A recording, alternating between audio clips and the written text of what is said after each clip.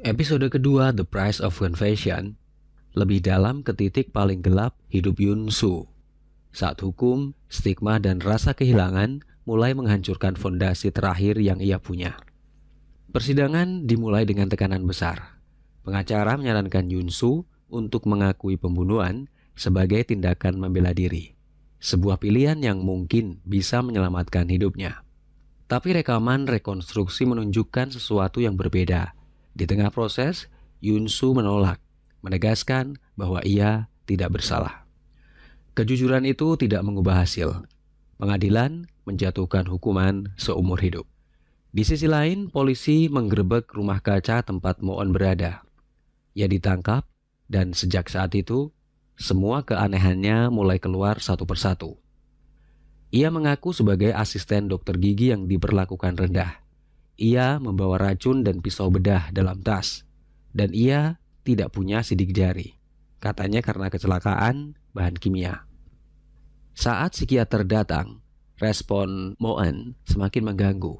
Ia menggambarkan cara orang-orang itu mati, seolah itu sesuatu yang indah. Sementara Yun-soo menerima kabar yang jauh lebih menghancurkan. Moon-jun, satu-satunya orang yang merawat Sop, tidak lagi mampu melindungi anak itu dari dampak skandal. Sop harus diadopsi keluarga lain. Berita itu meruntuhkan sisa kekuatan Yun-soo. Di sel, ia menangis tanpa bisa menahan diri, hingga memicu keributan dengan narapidana lain. Namun sesungguhnya, luka yang membuatnya dibawa ke ruang medis berasal dari kepalanya sendiri, dipukul berulang kali ke dinding. Sang dokter hanya bisa meminta satu hal, tetap hidup demi putrinya.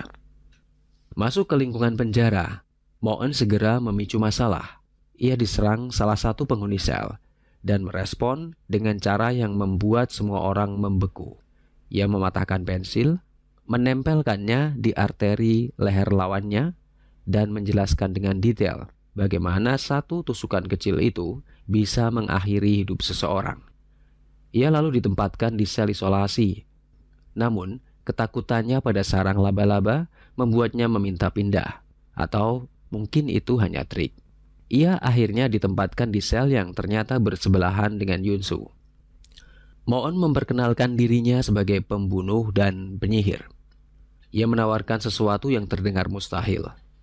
Ia bersedia mengaku sebagai pelaku pembunuhan Ki-dae jika Yun-soo mau membantunya. Seminggu kemudian, kasus Moon meledak. Permintaannya untuk sidang juri dikabulkan. Media menyebutnya penyihir dan psikopat. Saat hakim mempersilakannya bicara, Moon membuat pengakuan yang mengguncang semua orang.